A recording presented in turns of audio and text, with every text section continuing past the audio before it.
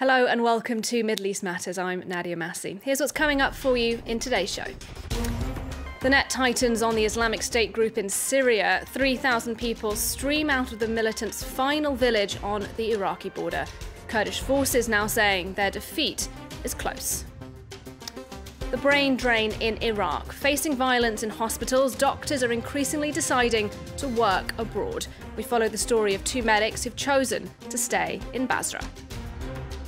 And saving the Catacombs of Egypt, we take a tour around one of the ancient world's largest burial ground, the 2,000-year-old site threatened for decades by rising water levels. First then, the Islamic State group is facing defeat in its last strip of territory on the Syrian-Iraqi border. Amid intense airstrikes from the international coalition, 3,000 people fled the village of Baghouz on Monday, the militants' final outpost in Syria. At least 150 fighters are reported to have surrendered to local Kurdish forces there, but hundreds of the most battle-hardened militants are thought to remain inside the village, along with civilians being used as human shields. James Vecina and our colleagues at France 2 have this report from the front lines. It's the final assault. Planes from the international coalition fire at the remaining jihadists, hidden inside the small village of Bagus.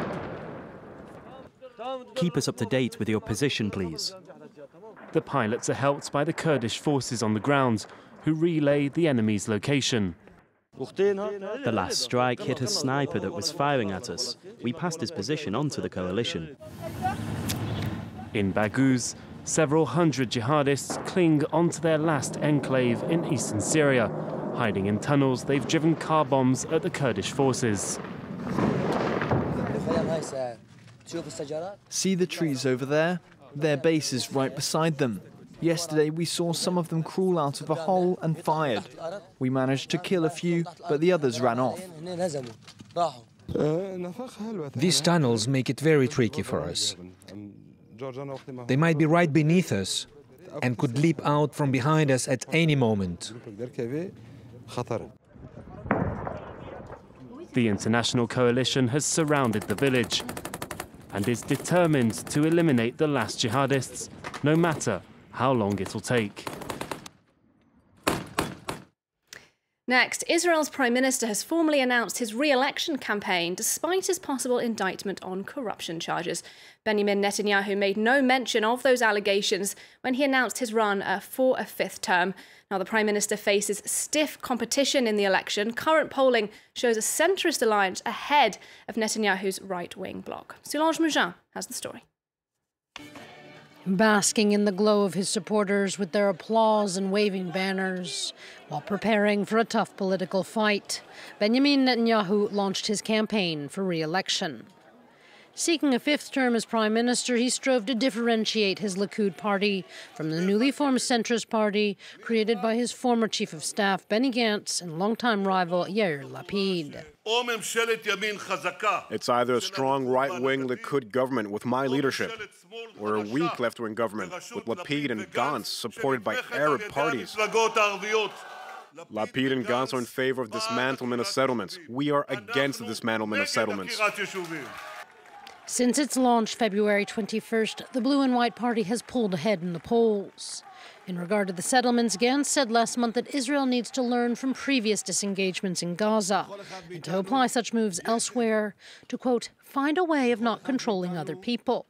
The former general has been running on a message of national unity, promising a cautious, albeit vague approach to peacemaking with the Palestinians, a stance that's garnered support among centrists but created pushback from the right. As for Netanyahu, he isn't just battling a new political playing field. He's also facing mounting legal woes.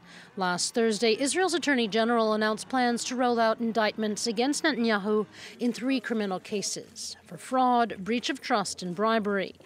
The charges are pending a hearing from Netanyahu's defense team. But the latest corruption accusations and the Blue and White Party's surge mean that Netanyahu's hold on power is far from guaranteed.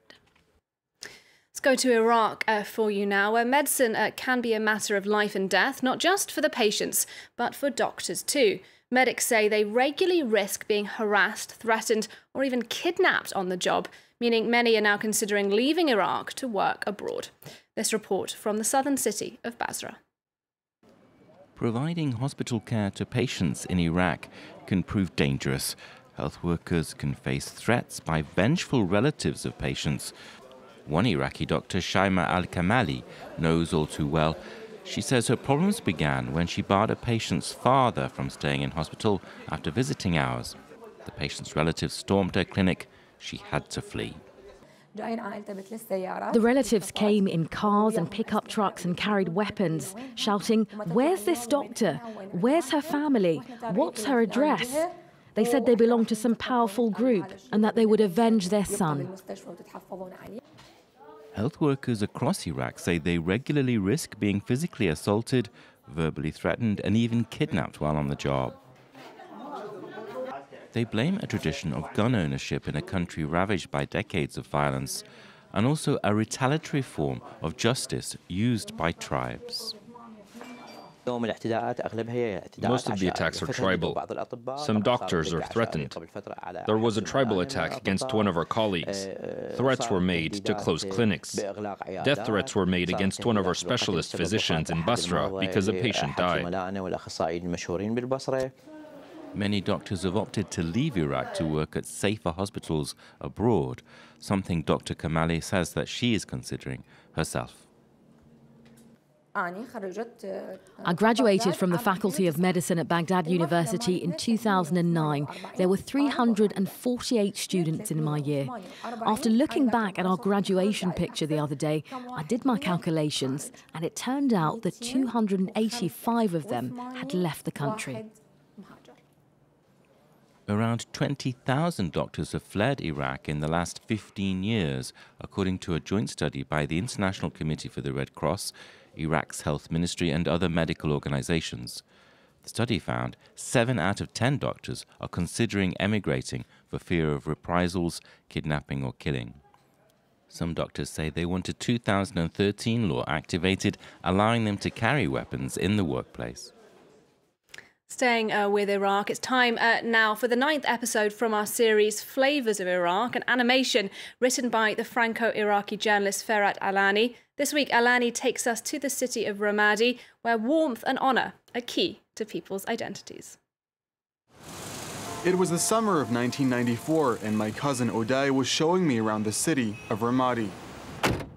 Everywhere we went, people were very welcoming, too welcoming even. It's the custom there.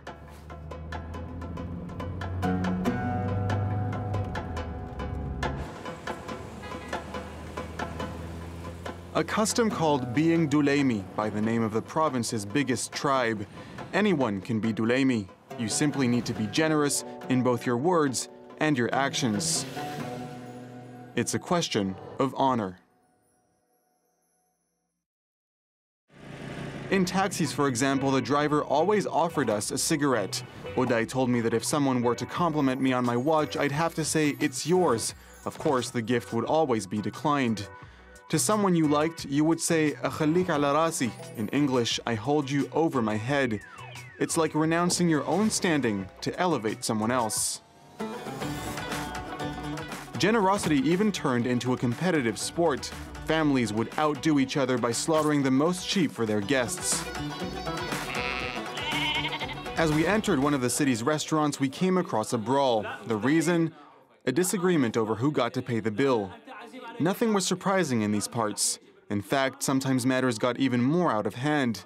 Oday explained that it's not unusual for a tribe chief to pull out a weapon to win the argument. In Ramadi, honor is no joke.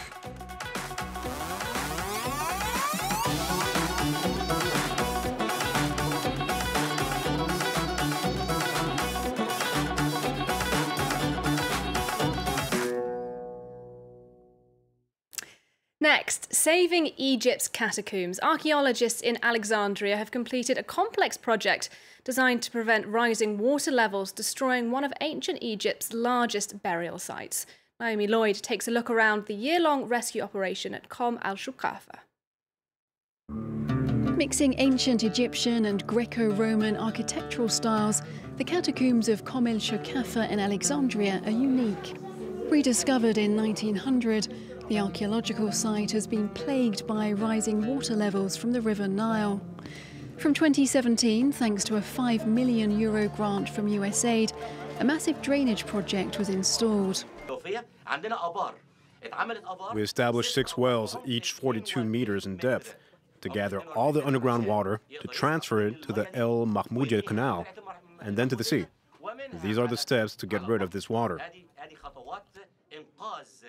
The catacombs were first carved into the rocks in the 2nd century, during the height of the Roman Empire's control of Egypt.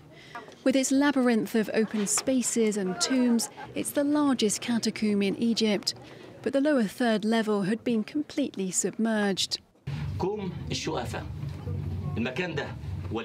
For the first time, visitors, whether they are Americans, Dutch, Egyptians, or British, can now visit and reach the 3rd level of the tomb, which had been completely underwater since hundreds of years ago.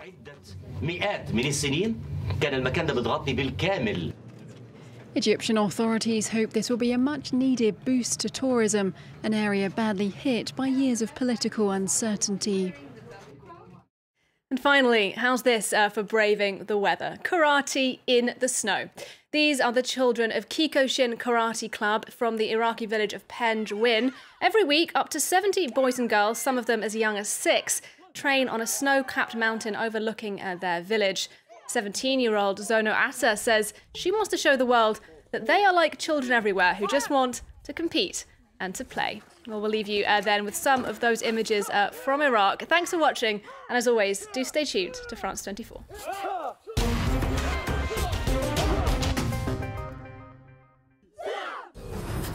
From North America to the southern tip of Patagonia, join us for a look at the latest political, economic, cultural and social news from the Americas.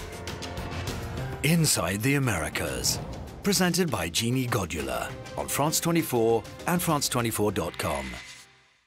Friday is International Women's Day. But what about Thursday? Every day on France 24, we feature women who make a difference in the world. Experts, researchers, writers or heads of state. In sport, finance and politics, men and women get equal say across the news, just as they should. We show the struggles of women, their visions for the world and their dreams, regardless of whether they're famous or unknown. France 24, the channel for people who are building today's world. March the 8th is International Women's Day. Let's make it every day.